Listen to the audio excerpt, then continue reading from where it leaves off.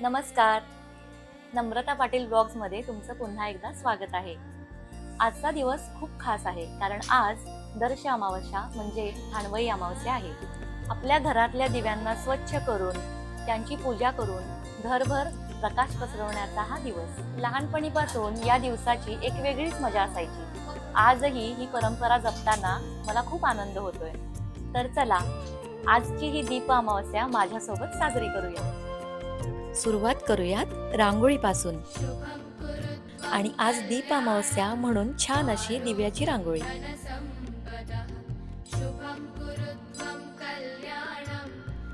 दीप अमावस्येला घरातले दिवे स्वच्छ करून त्यांची पूजा करण्याची आपली सुंदर परंपरा आहे.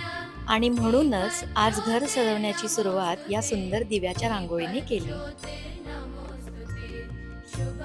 दीप अमावस्या म्हटलं की सगळीकडे दिव्यांची सुंदर सजावट आणि प्रसन्न वातावरण दिसतं. म्हणून आज मी ही खास दिव्याची रांगोळी काढली, सुंदर आणि सोपी. रांगोळी झाल्यानंतर आता वेळ आहे कणकीचे दिवे बनवण्याची.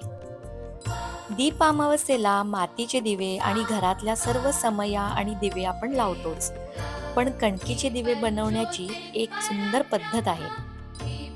म्हणून आज ही कणिक मळून त्याचे छोटे छोटे दिवे मी बनवणार आहे. कणिक मळून घेतल्यानंतर आता त्याला दिव्याचा आकार देत आहे. खरं सांगायचं तर हे दिवे बनवताना खूपच छान वाटतंय. आपल्या हाताने बनवलेल्या या छोट्याशा दिव्यांनी घर उजळून निघणार आहे, याचाच एक वेगळा आनंद आहे. मी नव्या पद्धतीने हा एक दिवा बनवला आहे आणि बाकीचे 4 दिवे मी आपल्या नेहमीच्या पद्धतीने म्हणजे अगदी साधे सिंपल बनवणार आहे. कारण कितीही नव्या पद्धती आल्या तरी जुनं ते सोनंच, बरोबर ना? म्हणून हे बाकीचे दिवे मी आपल्या साध्या पद्धतीने बनवत आहे. हे खास करून मला खूप आवडतात. घरातील सर्व पितळेचे दिवे आणि समई सर्व स्वच्छ करून घेतले आहेत. आता या सर्व समयांना आणि दिव्यांना घालण्यासाठी वस्त्र बनवूया.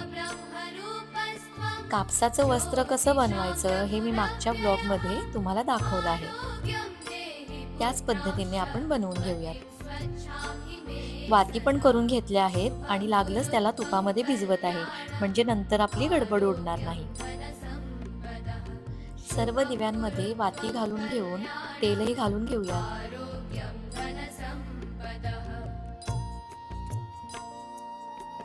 हळदी कुंकू लावून घेऊयात.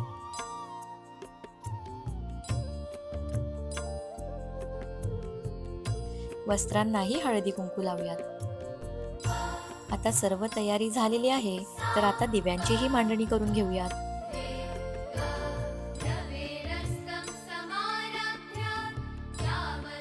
आज दीप अमावस्येची रात्र ही घरातील दारिद्र्य म्हणजे अलक्ष्मी बाहेर काढण्याची सर्वात मोठी रात्र मानली जाते. आज संध्याकाळी सूर्यास्तानंतर म्हणजेच प्रदोष काळात साधारण 6:30 ते 8च्या दरम्यान ही पूजा करणे सर्वात श्रेष्ठ मानलं जातं.